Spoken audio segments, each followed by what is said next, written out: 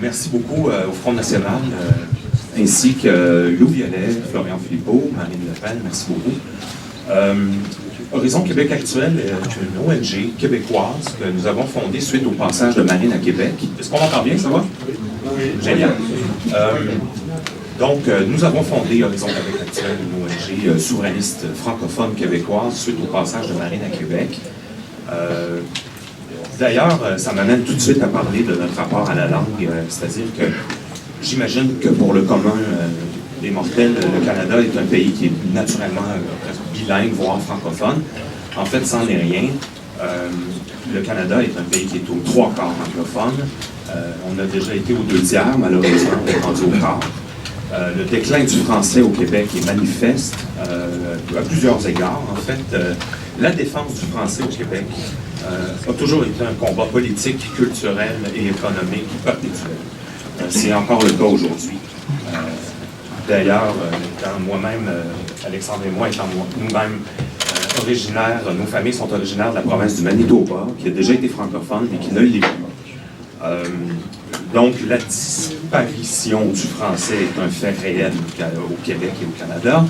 Je vais quand même assez faire vite, c'est-à-dire que dans les années 70, pour être plus précis, en 1977, il y a eu une loi qui s'appelle la loi 101 qui a été mise en place, qui a été la charte de la langue française, qui a fait du français la langue officielle du Québec.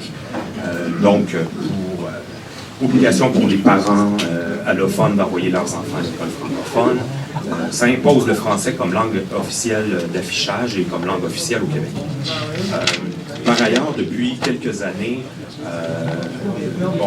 l'immigration massive, plusieurs phénomènes font que ça favorise l'anglophilie.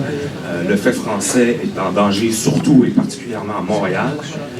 Dans les régions québécoises, évidemment, c'est resté très francophone. Mais Montréal, qui est notre poumon économique, s'anglicise à vue d'œil. Pour nous, c'est relativement catastrophique. En fait, c'est dur pour nous parce que, évidemment, j'essaie un peu aussi de comprendre la posture française, mais pour nous, notre posture linguistique est compliquée, elle est minoritaire, elle est à sauvegarder. On se voit d'ailleurs comme les tenants du foyer lumineux de l'Amérique française. Nous le sommes, nous voulons nous non. Nous sommes les grands héritiers de la France éternelle chez nous en Amérique. Ça m'amène à parler d'ailleurs des relations France-Québec. 50 ans après la visite de Charles de Gaulle, il n'en reste plus grand-chose. En réalité, qui nous avait d'ailleurs dit le « Vive le Québec libre » qui nous avait tant animés et qui nous anime encore.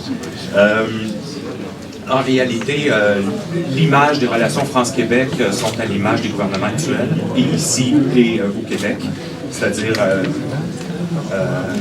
vraiment pas terrible. C'est-à-dire, oui, pour rester très poli. D'ailleurs, M. Sarkozy, très proche de la famille des Marais, des financiers fédéralistes libéraux qui soutiennent les partis fédéralistes libéraux canadiens, est revenu sur la doctrine française de non-indifférence, non-ingérence, l'INI.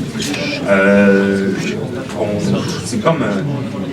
pour nous, c'est un peu étrange, parce qu'on a toujours eu une relation très très proche avec le gouvernement français. Et là, il y a une distance clairement. La dernière fois que François Hollande est venu au Canada, il n'est pas passé par le Québec.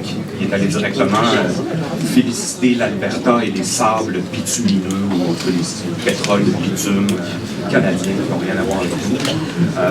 Donc, il y a comme une espèce je dirais pas de fracture, mais presque, c'est-à-dire entre les gouvernements français et québécois à l'heure actuelle.